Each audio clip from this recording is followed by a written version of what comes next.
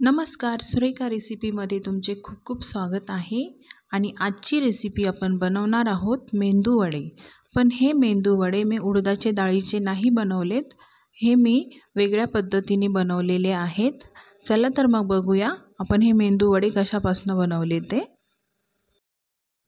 तर हे वडे बनवण्यासाठी मी इथे 2 मोठे बटाटे उकडून घेतलेले आहेत आणि त्याची साल काढून घेतलेली आहे। आता हे मॅशरने आपल्याला चांगले मॅश करून घ्यायचे आहेत। हे बघा, इथे मी दोन्ही बटाटे मस्त मॅश करून घेतलेले आहे। याच्यामध्ये गुठळी अजिबात राहू द्यायची नाहीये। आता यामध्ये मी 2 बारीक हिरव्या मिरच्या बारीक कापून घातलेल्या आहेत आणि त्याचसोबत कोथिंबीर बारीक कापून घेतलेली ती पण याच्यामध्ये टाकलेली आहे। 1 चमचा जिरे मी याच्यामध्ये टाकलेले आहे आणि अर्धा चमचा मी इथे लिंबाचा रस घेतलेला आहे।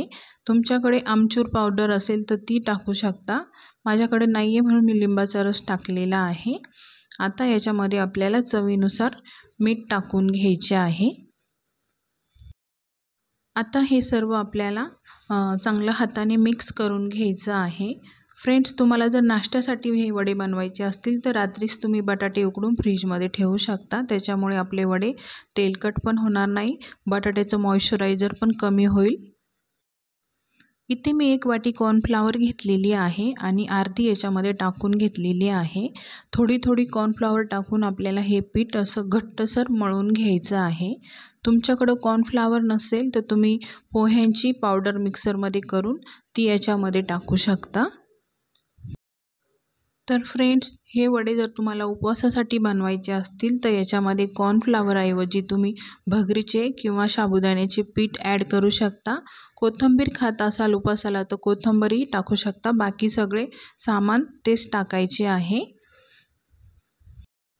तर हे पीठ थोडे पातळ वाटते, आणखी थोडी कॉर्नफ्लॉवर आपण याच्यामध्ये टाकून घेणार आहोत आणि पुन्हा हे चांगलं असं मिक्स करून घेणार आहोत।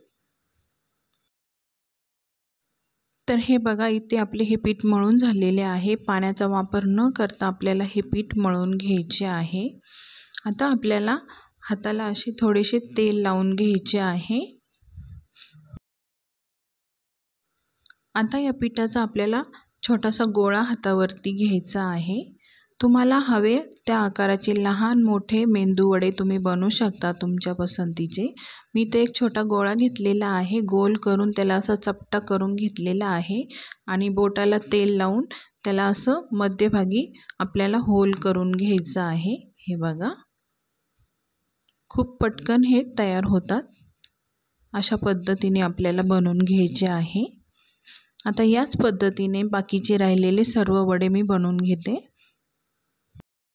तर हे बघा, इथं मी सर्व वडे बनवून घेतलेले आहे।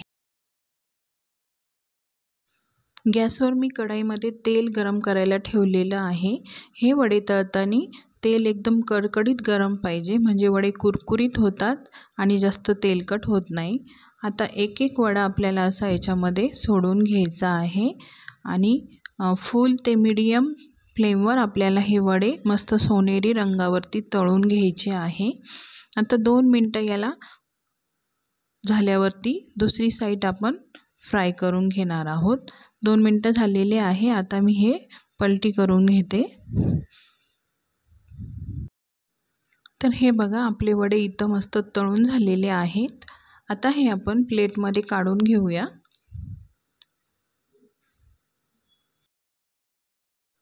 आता याच पद्धतीने दुसरी बॅच पण आपण याच्यामध्ये सोडून घेऊया आणि मस्त सोनेरी रंगावरती तळून घेऊया। तर फ्रेंड्स, आपले हे बटाट्याचे मेंदू वडे इथं तयार झालेले आहे। अगदी साध्या आणि सिंपल पद्धतीने हे मी वडे बनवलेले आहे। ते कसे झाले आतमध्ये मी तुम्हाला एक तोडून दाखवते। हे बघा, मस्त आपले वडे आतमध्ये मऊ झालेले आहेत।